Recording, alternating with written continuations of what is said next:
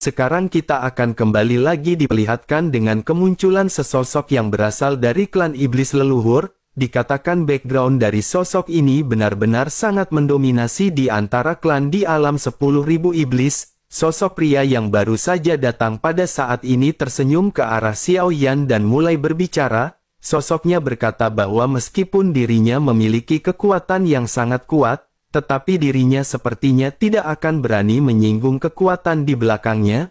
Mendengar hal tersebut, Xiao Yan pada saat ini tersenyum hingga pada akhirnya Xiao Yan juga segera berbicara dengan lembut. Xiao Yan berkata, memang apakah kekuatan yang berada di belakang si pria? Jika begitu permasalahannya bagaimana jika seperti ini? Mungkin si pria juga tidak akan berani menyinggung kekuatan di belakang Xiao Yan. Setelah selesai berbicara, aura yang memancar dari tubuh Xiao Yan seketika melonjak menekan si pria. Sementara itu si pria juga pada saat ini menggertakkan giginya merasakan aura kuat dari Xiao Yan. Sosoknya juga segera melancarkan aura yang bahkan lebih ganas dan mulai kembali berbicara kepada Xiao Yan. Sosoknya berkata bahwa ini adalah alam besar 10.000 iblis. Jika dirinya berani menghentikannya hari ini maka akan sangat mustahil baginya untuk bisa meninggalkan alam ini. Menanggapi hal tersebut, Xiao Yan pun tersenyum dan bertanya bolehkah dirinya tahu kekuatan apa yang pada akhirnya membuatnya begitu sombong. Mendengar apa yang dikatakan oleh Xiao Yan, si pria pada saat ini berpikir tampaknya Xiao Yan mulai takut kepadanya. Sosoknya pada saat ini segera menegakkan dadanya dan Xiao Yan juga secara alami bisa melihat logo yang tersulam di dada kiri si pria. Xiao Yan pun mencubit dagunya dan tanpa berpikir ketika menggumamkan nama aula iblis leluhur, Xiao Yan lanjut berkata sepertinya dirinya pernah mendengar nama ini di suatu tempat. Mendengar apa yang dikatakan oleh Xiao Yan, si pria pada saat ini segera bersikap lebih bangga. Sosoknya berkata ternyata Xiao Yan benar-benar telah mengetahuinya. Jika begitu permasalahannya seharusnya dirinya pada saat ini tidak ingin menimbulkan permasalahan. Oleh karena itu yang terbaik pada saat ini sebaiknya Xiao Yan pergi dari tempat ini. Mendengar apa yang dikatakan oleh si pria, Xiao Yan pada saat ini segera tersenyum dan lanjut mulai meledek. Xiao Yan pada saat ini bertanya apakah istana iblis leluhur ini sangat kuat. Namun meskipun begitu pernahkah si pria mendengar tentang aliansi Dosian? Mendengar apa yang ditanyakan oleh Xiao Yan ini wajah pria itu pun seketika membeku. Tanpa sadar perkataannya pada saat ini sedikit melunak ketika dirinya bertanya apakah Xiao Yan berasal dari aliansi Dosian. Xiao Yan pada saat ini sedikit menghela nafas dan Xiao Yan lanjut menggelengkan kepalanya. Pria yang memegang pedang pada saat ini tiba-tiba mengangkat alisnya seolah-olah sedang dipermainkan oleh Xiao Yan. Kemarahan juga pada saat ini segera muncul di wajahnya ketika dirinya berteriak ke arah Xiao Yan. Sosoknya berkata sebaiknya Xiao Yan pada saat ini jangan berpura-pura menjadi kuat.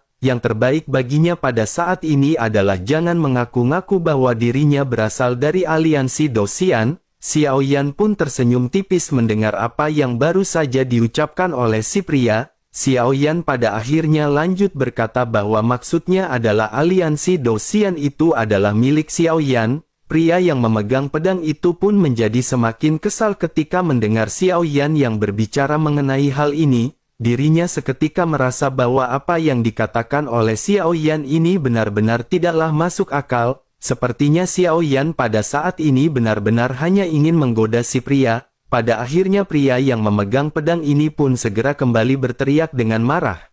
Sosoknya berkata sebaiknya pada saat ini mereka mengakhiri semua ini. Bersamaan dengan hal tersebut si pria pada saat ini bersiap untuk bergerak menyerang ke arah Xiao Yan.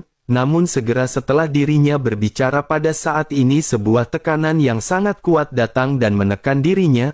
Untuk sesaat seluruh tubuhnya pada saat ini gemetar dan dirinya benar-benar tidak bisa bergerak. Sosoknya hanya bisa memandang ke arah Xiao Yan yang pada saat ini perlahan berjalan ke arah si pria. Pria yang memegang pedang pun tidak berani mengucapkan sepatah kata pun pada saat ini.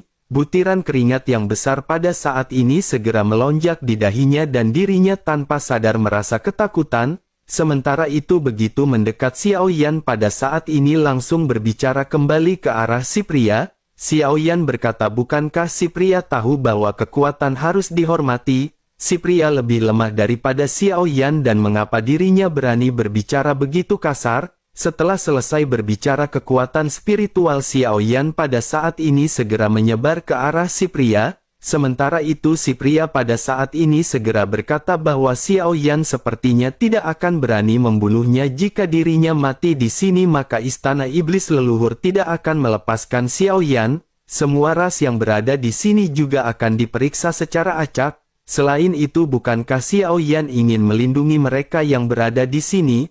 Oleh karena itu Xiao Yan tidak akan berani mengambil tindakan kepada si pria. Menanggapi hal tersebut, Xiao Yan pada saat ini masih acuh tak acuh dan tidak menjawab perkataan si pria. Xiao Yan pada saat ini masih terus melesatkan kekuatan spiritualnya ke arah si pria. Si pria pun seketika menyadari bahwa Xiao Yan pada saat ini berniat untuk menggeledah jiwanya. Si pria pun seketika merasa ketakutan karena efek dari penggeledahan jiwa ini sangat merugikan. Begitu penggeledahan ini dilakukan maka jiwa dari si pria akan rusak parah. Selain itu, kerusakan ini juga merupakan kerusakan yang permanen dan sangat sulit untuk disembuhkan. Si pria pada akhirnya menggeretakkan gigi dan mengerti bahwa tindakan Xiao Yan ini sama sekali tidak main-main. Dirinya pun segera meminta Xiao Yan untuk menunggu. Sosoknya lanjut berkata bahwa dirinya akan memberitahu apapun yang diinginkan oleh Xiao Yan. Menanggapi hal tersebut, Xiao Yan pada saat ini hanya tersenyum karena Xiao Yan sungguh tidak akan mempercayai orang lain. Xiao Yan pada saat ini masih terus melesatkan kekuatan spiritualnya membuat si pria benar-benar mengeluarkan keringat segede-gede jagung. Pada akhirnya si pria pun segera berkata bahwa dirinya benar-benar berani mempertaruhkan segalanya. Dirinya berani mengorbankan esensi darah dan jiwanya selama senior mengembalikan hal tersebut setelah semuanya selesai. Setelah selesai berbicara, sosoknya menggigit ujung lidahnya dan setetes darah seketika muncul melihat esensi darah dan jiwa ini. Xiao Yan pun sedikit tersenyum dan Xiao Yan pada saat ini berhenti. Xiao Yan pun segera melambaikan tangannya untuk mengambil esensi darah dan jiwa dari si pria. Xiao Yan pun lanjut berkata bahwa hal ini benar-benar sangat bagus. Mengapa tidak sedari awal si pria melakukan hal tersebut sehingga tidak perlu ada kekerasan? Beruntung Xiao Yan bukanlah orang yang haus darah dan Xiao Yan khawatir si pria sudah lama mati. Setelah selesai berbicara, Xiao Yan pada akhirnya segera menarik tekanannya dan barulah pada saat itu si pria merasa lega. Sementara itu Xiao Yan pada saat ini senyum dan berkata kepada si pria sebaiknya dirinya bersikap baik. Pria yang sebelumnya sombong pada saat ini benar-benar telah kehilangan semua kesombongannya. Sosoknya pada saat ini hanya bisa mengangguk dengan patuh ke arah Xiao Yan sepenuhnya. Dirinya pada akhirnya segera berkata bahwa Tuan bisa memanggilnya dengan sebutan Jieyi. Xiao Yan pada saat ini hanya terdiam sebelum akhirnya Xiao Yan segera kembali terfokus ke bawah pohon raksasa. Xiao Yan pun lanjut berkata bahwa jika tebakannya benar, alasan mengapa pohon 4 transformasi bisa menghasilkan buah pasti ada hubungannya dengan benda-benda yang berada di bawahnya. Mendengar gumaman Xiao Yan ini, si pria yang bernama Jieyi pada saat ini seketika mengangguk. Sementara itu Xiao Yan pada saat ini berpikir bahwa tanah di sini mengandung aura yang aneh. Aura ini sepertinya sangat familiar dengan aura Xiao Yan, tetapi intensitasnya tidak sebanding dengan jantung api. Aura ini lebih seperti api aneh atau api surgawi di benua Doki. Namun Xiao Yan pada saat ini tidak bisa memastikan hal tersebut jika Xiao Yan tidak bisa pergi ke bawah. Sementara itu Jieyi pada saat ini tidak berani menyembunyikan apapun terhadap Xiao Yan. Sosoknya langsung berkata bahwa ini adalah cabang dari api iblis. Kebetulan dirinya mengembun menjadi sub api di bawah pohon 4 transformasi. Sejumlah besar energi langit dan bumi telah dikumpulkan di sini yang membuat pohon 4 transformasi menghasilkan buah. Xiao Yan pun sedikit mengerutkan kening saat mendengar yang bernama api iblis. Melihat ekspresi Xiao Yan ini, Jieyi pada saat ini kembali lanjut menjelaskan. Sosoknya berkata bahwa ada 10 api iblis di dunia, 10.000 iblis. Sekarang ada 6 yang telah ditemukan dan mereka yang telah memperoleh api iblis ini mereka akan bisa menjadi orang kuat teratas di alam 10.000 iblis. Selama mereka dapat memperoleh api iblis ini, mereka akan bisa mengaktifkan sepenuhnya garis keturunan klan iblis masing-masing. Mendengar apa yang dikatakan oleh Jie Xiaoyan pada saat ini benar-benar sedikit terkejut. Xiaoyan pada akhirnya segera berkata, ternyata nyala api ini memiliki efek yang ajaib. Namun jika begitu permasalahannya, apakah menurut Jie ada api iblis di bawah pohon raksasa ini? Jie pun menganggukkan kepalanya mendengar apa yang baru saja ditanyakan oleh Xiaoyan. Jie pada akhirnya lanjut berkata, namun jika mereka ingin pergi ke bawah tanah ini, mereka tidak bisa pergi dengan paksa dengan hanya menerobos dari luar. Xiaoyan pun menganggukkan kepalanya mendengar peringatan yang baru saja diucapkan oleh Jie. Xiaoyan pada akhirnya segera menoleh ke arah Gu Jiu yang pada saat ini sedang menepuk-nepuk bajunya menghilangkan debu. Melihat Xiaoyan yang memandang ke arahnya, Gu Jiu pun pada saat ini tersadar sebelum akhirnya bergegas ke arah Xiaoyan. Gu Jiu segera menangkupkan tangannya ke arah Xiaoyan karena dirinya telah setuju untuk membawa Xiaoyan ke bawah pohon setelah menyelamatkan klannya. Gu Jiu pun lanjut berkata bahwa dirinya tidak akan mengingkari janji miliknya, oleh karena itu dirinya akan bisa mengantar tuan ke bawah pohon besar. Xiaoyan pun menganggukkan kepalanya dan Xiaoyan pada saat ini tidak ingin banyak membuang-buang waktu. Xiaoyan pun segera berkata sebaiknya mereka pada saat ini segera pergi. Selain itu Xiaoyan juga pada saat ini merasa tidak akan ada orang yang datang di sekitar sini yang berani mendekat. Sementara itu untuk buah yang telah matang, Xiaoyan pada saat ini akan memberi mereka setengahnya. Bagaimana menurut Gu Jiu mengenai apa yang baru saja diatur oleh Xiaoyan? Mendengar apa yang dikatakan oleh Xiaoyan, Gu Jiu pada saat ini sama sekali tidak bisa membantah. Total dari buah ini ada 100 dan mereka pada saat ini mendapatkan 50 buah. Gu Jiu berencana memberikan setengahnya kepada klan Xuan Lang. Bagaimanapun mereka tidak pernah menyerah dan orang yang setia seperti itu harus dibayar dengan penuh. Sementara itu di sisi lain Jie pada saat ini terbatuk 2 kali dan matanya tertuju menunjukkan harapan kepada Xiaoyan. Xiaoyan segera menyadari bahwa Jie juga menginginkan buah tersebut, namun Xiaoyan pada saat ini berkata dengan dingin bahwa Jie tidak memerlukan benda-benda ini. Selain itu Jie juga pada saat-saat ini harus bergegas maju terlebih dahulu memimpin mereka untuk masuk. Mendengar apa yang dikatakan oleh Xiaoyan, Jie pada saat ini hanya bisa menundukkan kepalanya. Jie pada saat ini sama sekali tidak bisa membantah Xiaoyan dan dirinya hanya bisa menangguk. Pada akhirnya Gu Jiu pada saat ini segera memimpin Xiaoyan dan yang lainnya untuk menuju ke bawah pohon besar. Setelah melalui perjalanan yang cukup rumit dan di bawah kepemimpinan dari Gu Jiu, Xiaoyan dan yang lainnya pada akhirnya sampai di bawah akar dari pohon besar. Begitu sampai Gu Jiu pada saat ini segera berkata bahwa sebelum mereka turun mereka harus mempersiapkan beberapa hal, jika tidak maka jika mereka terkena api iblis yang berada di bawah tanah, bahkan jika mereka adalah Dogat mereka tidak akan bisa menolaknya. Mendengar apa yang dikatakan oleh Gu Jiu, Xiaoyan pada saat ini segera menatap ke arah Jie dengan sedikit tatapan tajam. Jie pun segera menyadari apa yang dimaksud oleh Xiaoyan dan pada saat ini segera mengeluarkan botol giok dari cincin penyimpanan.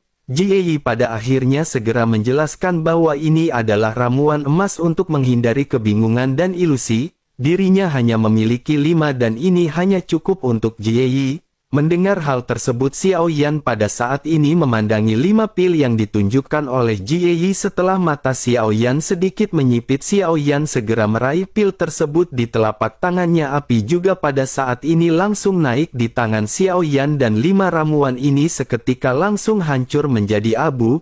Jie pada saat ini terkejut dengan apa yang baru saja dilakukan oleh Xiaoyan. Wajahnya dipenuhi dengan kecemasan dan dirinya tidak mengerti mengapa Xiaoyan melakukan hal ini. Jie pada akhirnya segera bertanya apa yang Tuan lakukan. Ini adalah satu-satunya dari ramuan emas yang dirinya miliki dan tanpa ramuan ini jika mereka masuk dengan gegabah maka tidak akan ada jalan kembali bagi mereka. Mereka akan dijadikan boneka oleh api iblis setelah mereka memasukinya.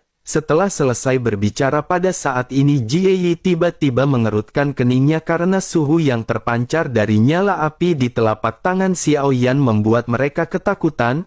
Jie dan Gu Jiu pada saat ini melangkah mundur dan hanya bisa memperhatikan Xiao Yan dari kejauhan. Sementara itu Xiao Yan pada saat ini bergumam bahwa bahan obat yang dimiliki Xiao Yan tidaklah banyak, namun meskipun begitu seharusnya Xiao Yan pada saat ini bisa memurnikannya. Setelah selesai berbicara Xiao Yan pun melambaikan tangannya dan banyak bahan obat muncul dari cincin penyimpanan. Xiao Yan pada akhirnya segera kembali melambaikan lengannya dan bola api pada saat ini segera terbentuk. Semua bahan obat seketika terendam di dalam api. Bahan-bahan obat ini dimurnikan dengan cepat dan hanya dalam waktu singkat bahan-bahan obat ini telah menjadi ramuan kental dan berubah menjadi pil. Obat mujarab pada saat ini muncul di telapak tangan Xiao Yan dan gerakan ini membuat Gu Jiu dan Jie seketika terkejut. Bagi Xiao Yan pemurnian tingkat ini hanyalah tingkat yang sangat rendah dan sangat mudah untuk dilakukan. Sementara itu Jie pada saat ini tercengang dan bertanya apakah Tuan telah memurnikan ramuan. Jie pada saat ini benar-benar terkejut karena dirinya tidak menyangka bahwa kali ini dirinya tidak hanya bertemu dengan Dogat yang kuat, dirinya juga pada saat ini benar-benar bertemu dengan seorang alkemis yang hebat.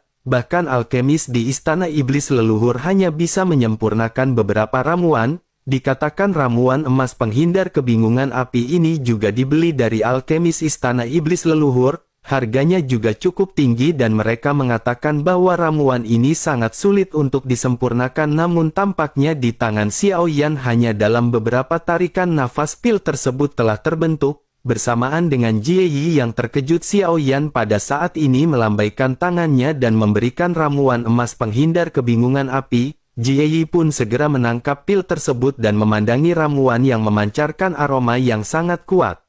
Setelah beberapa saat Jie pada akhirnya melotot dengan ekspresi tidak percaya yang muncul di wajahnya. Jie tanpa sadar bergumam bahwa efek ramuan emas penghindar kebingungan ini 2 kali lebih kuat. Sementara itu Xiao Yan pada saat ini menggelengkan kepalanya sedikit dan berkata bahwa ada belasan bahan obat yang menghilang. Jika tidak maka kualitas dari pil ini benar-benar akan jauh lebih tinggi lagi.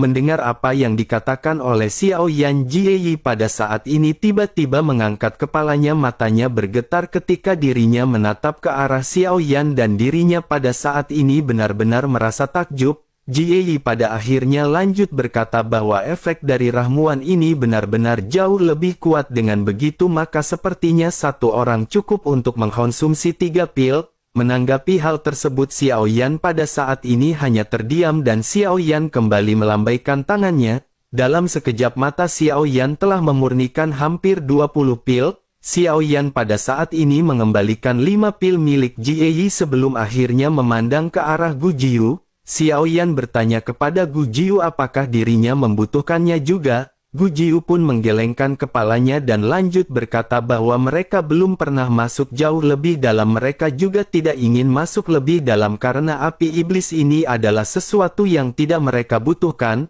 Mendengar hal tersebut Xiao Yan pun menganggukkan kepalanya dan Xiao Yan segera mengeluarkan slip batu giok. Xiao Yan menyerahkannya ke arah Gu Jiu dan berkata agar Gu Jiu menunggu Xiao Yan. Jika seseorang datang dan Gu Jiu tidak bisa menanganinya maka Gu Jiu harus menghancurkan slip giok ini. Gu Jiu pun tidak berani mengabaikan apa yang baru saja dikatakan oleh Xiao Yan dan dirinya segera mengambil slip batu giok tersebut, lalu sosoknya lanjut menangkupkan tangannya sementara Xiao Yan pada saat ini segera bergegas pergi.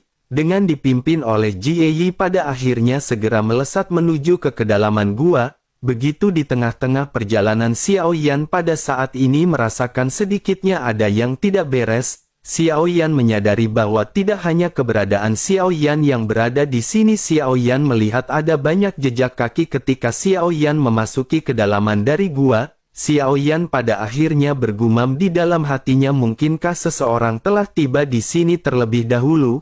Bersamaan dengan hal tersebut pada akhirnya Xiao Yan pun segera sampai ke pusat dari tempat yang mereka tuju. Tempat di sini pada saat ini tidak sepi dengan banyak suara auman binatang buas. banyak sosok yang bahkan terlihat di udara dan Xiao Yan pada saat ini sedikit mengurutkan kening. Xiao Yan pun lanjut bergumam sepertinya tempat ini cukup ramai. Pada saat ini Xiao Yan bisa melihat banyak sosok monster dengan postur yang sangat aneh. Selain itu mereka juga memiliki mata berwarna ungu kemerahan. Selain itu Xiao Yan juga bisa melihat di kejauhan adanya sosok yang berdiri tegak. Sosok yang terlihat tinggi dan langsing perlahan mengangkat telapak tangannya dan nyala api ungu merah muncul di sana. Sosok ini pada akhirnya segera mengangkat kepalanya dan menoleh tajam untuk menatap ke arah Xiao Yan dan Jie Yi.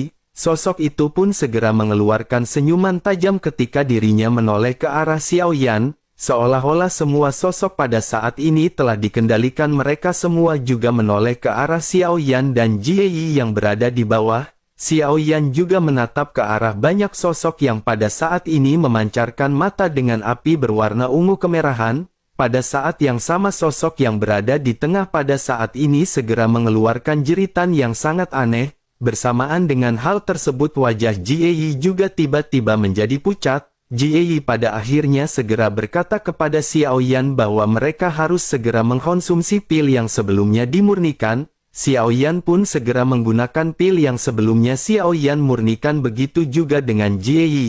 Begitu Xiao Yan mengkonsumsi pil tersebut, Xiao Yan pada saat ini bisa melihat adanya banyak api berwarna merah ungu di hadapan Xiao Yan.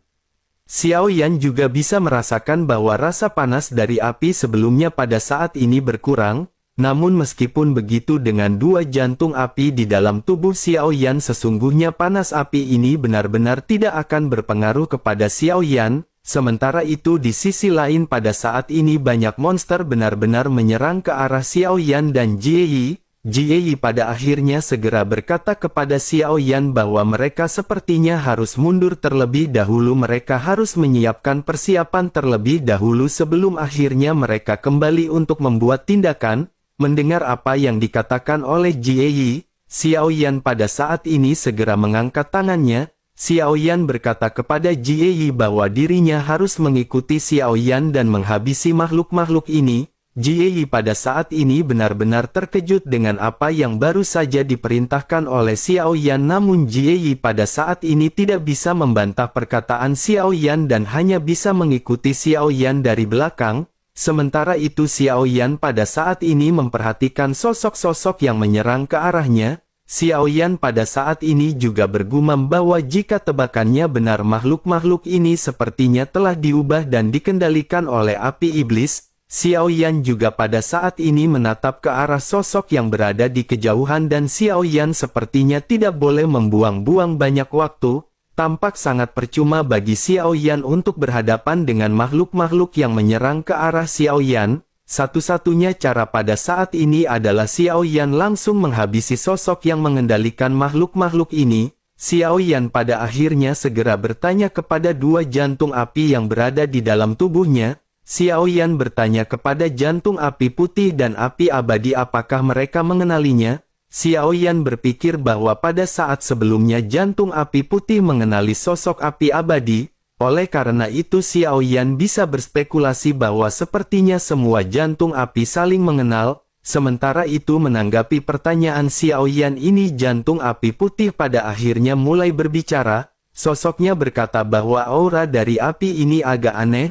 Mereka benar-benar harus menangkapnya terlebih dahulu untuk bisa memastikannya. Api abadi juga pada saat ini tidak bisa memastikan hal tersebut dan segera mulai berbicara. Sosoknya berkata bahwa kelihatannya itu memang seperti jantung api, tetapi auranya sangat terburu nafsu dan sedikit berbeda dan kekuatannya cukup lemah. Xiao Yan pun menganggukkan kepalanya mendengar keduanya yang pada saat ini ingin mengambil tindakan. Xiao Yan pada akhirnya segera mengeluarkan pedang berat misterius dan mengabaikan Jie Yi di belakangnya. Tubuh Xiao Yan pada saat ini bergegas melesat menuju langsung ke arah sosok yang berada di tengah banyak monster yang pada saat ini mendekati Xiao Yan, juga seketika dibantai oleh pedang berat misterius milik Xiao Yan. Melihat keganasan dari kekuatan Xiao Yan ini, sosok yang misterius itu pun seketika benar-benar terkejut. Sosoknya pada saat ini berubah menjadi kilatan api dan melesat ke kejauhan. Menyadari hal itu, Xiao Yan pun memerintahkan jantung api putih untuk mengejarnya. Jantung api putih pun menyetujui permintaan Xiao Yan dan pada saat ini langsung mengendalikan tubuh Xiao Yan. Sosok Xiao Yan pada saat ini segera bergegas menjadi kilatan cahaya dengan api putih yang menutupi seluruh tubuhnya. Bersamaan dengan hal tersebut, monster-monster yang mengejar Xiao Yan juga benar-benar dihancurkan oleh api. Xiao Yan juga pada saat sebelumnya mengeluarkan 4 helai benang emas pembunuh untuk menghabisi banyak monster. Jie Yi yang menyaksikan adegan ini di kejauhan pada saat ini memiliki ekspresi dipenuhi dengan keterkejutan. Jie Yi pada saat ini benar-benar menyadari bahwa sosok Xiao Yan benar-benar sangat mengerikan. Sementara itu di sisi lain pada saat ini sosok Xiao Yan pada akhirnya berhasil mengejar gumpalan api ungu merah. Sementara itu api ungu merah juga pada saat ini kembali berubah menjadi bentuk manusia dan mengeluarkan suara gemuruh. Namun pada saat ia ingin melakukan perlawanan pada akhirnya sosoknya segera dikendalikan oleh jantung api putih sepenuhnya. Di tengah-tengah sosoknya yang tidak bisa bergerak, api iblis ungu merah ini pun seketika meraung dan bertanya, siapakah jantung api putih? Menanggapi hal tersebut, jantung api putih pun segera berkata perlahan bahkan dirinya tidak mengenali jantung api putih. Sepertinya dirinya benar-benar telah melakukan kesalahan dan seharusnya ini hanyalah api yang bermutasi. Dapat dikatakan bahwa api ini seharusnya dihasilkan oleh jejak arogansi dari 10 api iblis absolut. Mendengar apa yang dikatakan oleh jantung api putih, Xiao Yan pun segera bertanya apa yang dimaksud oleh jantung api putih. Jantung api putih pun segera menjelaskan bahwa 10 api iblis absolut merupakan salah satu dari jantung api. Setelah mendengar hal ini, Xiao Yan pun segera menganggukkan kepalanya. Sementara itu jantung api putih pada saat ini terus meningkatkan tekanan apinya dan menghancurkan api ungu merah. Jantung api putih pun lanjut bertanya kepada Xiao Yan apakah Tuan ingin menyimpannya. Xiao Yan pun menganggukkan kepalanya dan berkata bahwa jika jantung api putih bisa membuatnya berperilaku baik maka mereka tidak perlu menghancurkannya dan mereka bisa memanfaatkannya. Mendengar apa yang dikatakan oleh Xiao Yan pada saat ini api pun seketika berterbangan di telapak tangan jantung api putih. Api ungu merah melawan dengan liar tetapi pada akhirnya dirinya tidak bisa lepas dari kendali jantung api putih. Pada akhirnya setelah satu kali tarikan nafas, api ungu merah ini benar-benar seketika mereda. Api ungu merah yang awalnya berbentuk manusia perlahan-lahan menghilang hingga akhirnya mengembun di telapak tangan Xiao Yan. Pada saat ini api abadi juga tiba-tiba segera berbicara bahwa meskipun auranya terlalu lemah, tetapi dirinya bisa merasakan bahwa api ini adalah 10 api iblis absolut. Menanggapi hal tersebut, Xiao Yan pun segera bertanya di manakah peringkat 10 api iblis absolut ini di antara jantung api. Api abadi pun segera menjawab bahwa itu berada di peringkat terbawah yakni di peringkat ke-9. Mendengar hal tersebut, Xiao Yan pun menganggukkan kepalanya tetapi pada saat yang bersamaan Xiao Yan pada saat ini seketika menoleh dan merasakan sesuatu. Xiao Yan pada akhirnya bergumam bahwa seseorang benar-benar telah menerobos masuk. Tampaknya dirinya benar-benar tahu bagaimana memilih momentum yang tepat. Setelah selesai berbicara pada saat ini di kejauhan di pandangan mata Xiao Yan, 3 sosok muncul dan semuanya mengenakan pakaian yang sama dengan Jie Yi. Pemimpin mereka pada saat ini segera menangkupkan tangannya sedikit ke arah Xiao Yan dengan senyum di wajahnya. Sosoknya lanjut berkata kepada Xiao Yan bahwa mereka telah menemukan api iblis ini terlebih dahulu. Oleh karena itu bisakah saudara pada saat ini melepaskan api iblis tersebut dan menyerahkannya kepada mereka? Mendengar hal tersebut, Xiao Yan pada saat ini memandang ke arah Jie Yi yang berada jauh di belakang ketiga sosok ini. Jie Yi melambaikan tangannya dengan liar menandakan bahwa itu tidak ada hubungannya dengan Jie Yi. Sementara itu salah seorang di antara ketiga sosok yang baru saja muncul pada akhirnya menoleh dan menatap ke arah Jie Yi yang sedang membuat kode. Sosoknya menunjukkan ekspresi yang aneh sebelum akhirnya bertanya apa yang dilakukan oleh Jie Yi. Mendengar hal tersebut, Jie Yi pun seketika terdiam dan hanya bisa menundukkan kepalanya. Terlihat jelas bahwa kekuatan dari ketiganya ini benar-benar lebih tinggi daripada Jie Yi. Selain itu identitasnya juga lebih tinggi dari Jie Yi. Jie pada akhirnya menghela nafas dan tersenyum pahit sebelum akhirnya mulai berbicara. Jie berkata bahwa tuan ini berasal dari dunia luar dan api iblis ini juga telah didapatkan oleh dirinya. Oleh karena itu Jie berpikir tampaknya lebih baik bagi mereka tidak memaksa orang lain ke dalam kesulitan. Jie pada saat ini berpikir bahwa ketiga orang ini benar-benar akan dihabisi oleh Xiao Yan. Jie pada saat ini benar-benar sangat galau untuk memutuskan kebelah manakah dirinya akan berpihak. Di satu sisi ketiga sosok ini merupakan senior-senior dari Jie, sementara itu di sisi lain Xiao Yan pada saat ini memegang esensi darah dan jiwa dari Jie. Oleh karena itu Jie hanya bisa bertindak netral hingga pada akhirnya Jie hanya bisa melangkah mundur. Sementara itu di sisi lain Xiao Yan pada saat ini tiba-tiba berbicara perlahan ke arah ketiganya. Xiao Yan bertanya apakah mereka menginginkan api iblis ini. Setelah selesai berbicara Xiao Yan pun bertanya kepada Jie. Xiao Yan bertanya apakah ketiga orang ini adalah teman Jie. Jie pun mengangguk tetapi pada saat berikutnya sosoknya menggelengkan kepalanya. Sementara itu pemimpin ketiga sosok ini segera berbicara dengan sedikit nada permintaan maaf sambil menangkupkan tangannya.